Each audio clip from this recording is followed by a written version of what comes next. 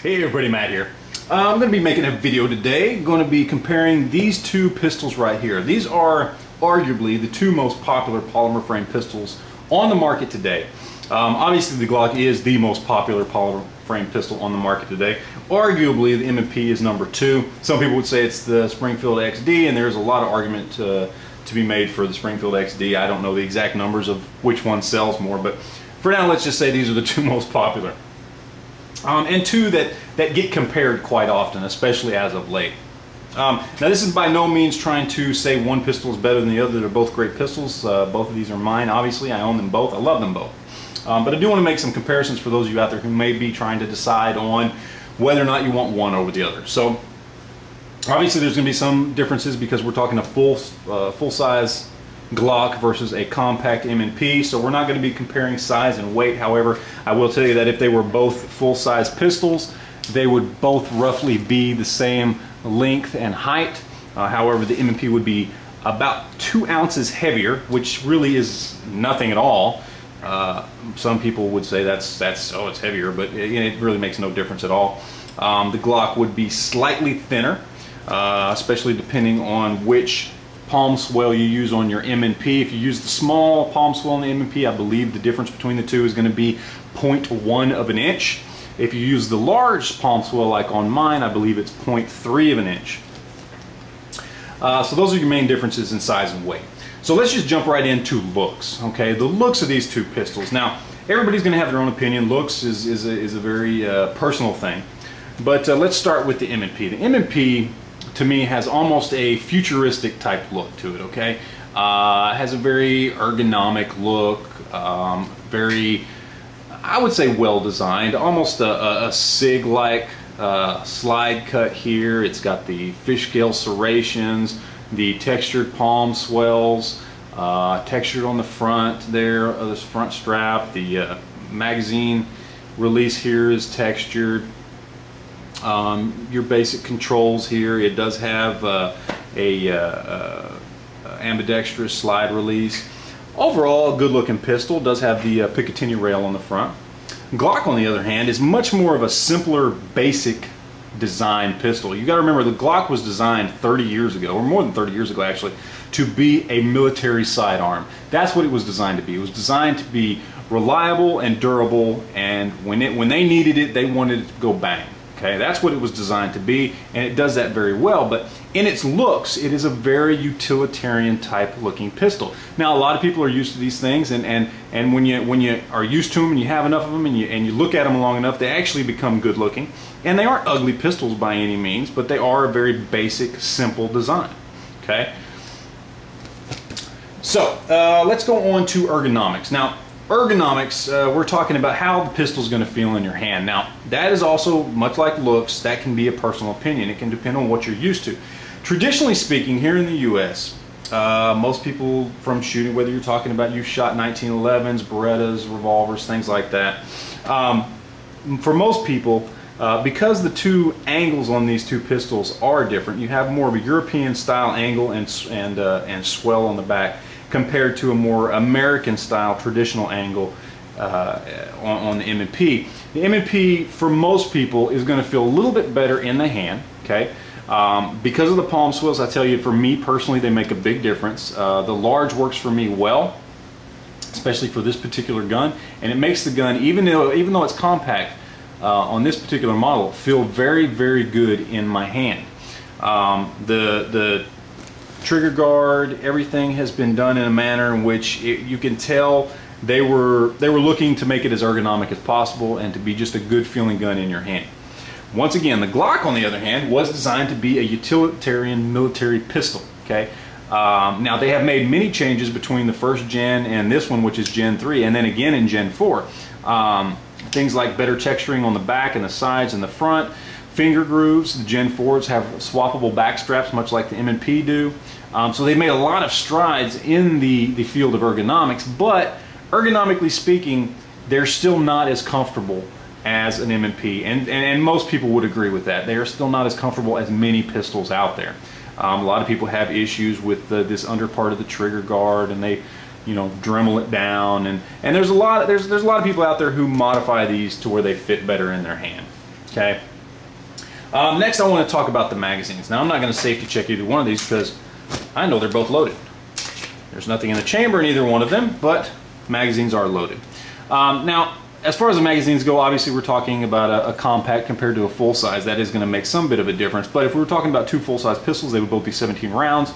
So let's just talk about the basics of the magazine. Now, you have your basic Glock magazine, which has witness holes on the back. It's a polymer coated with a steel lining. It's very impact resistant, dent resistant, scratch resistant, slides in and out of the pistol very well. Overall, a really, really good design on the magazine. The M&P, on the other hand, is your basic steel magazine. Now, this is, I don't know if it's blued or if this is melanite coated, much like the slide, or what the deal is on it. But it's just a basic steel magazine, witness holes on both sides instead of on the back like on the Glock. Overall, I would say the Glock has it on this one. The Glock magazine is definitely better. It's a better design magazine. It's more durable. I like the fact that it slides in and out of the pistol a little bit easier. Overall, I like the Glock magazine better. Okay. Next up, let's talk about triggers. Now, this is where we're going to go into a little bit of detail here. Your Glock trigger. Okay. Now, both of these triggers are what I don't know how you want to put it, but basically they're two-piece trigger systems. Okay. They both use a trigger safety that is utilized by having the trigger be broken into two different pieces, to where both pieces have to be pressed with your finger for the trigger to engage the sear and all that good stuff and make the gun go bang. Okay, so let's start with the Glock. Okay, now on your Glock trigger here, let's go ahead and pretend we just racked one in. On your Glock trigger here, you have your basic trigger with this little tongue thing sticking out. Okay, now what that does is, if you were to push, let's just say on the side of the trigger, nothing would happen. Okay, you have to actually depress that little tongue in the middle to get the trigger to go off. Okay, and that's how they have their trigger safety. The M&P, on the other hand, has a two-piece trigger system where you have a top half and a bottom half. The top half cannot engage and fire anything by itself.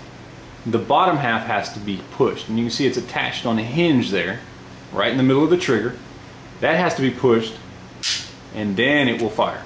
Okay, so those are the trigger safeties.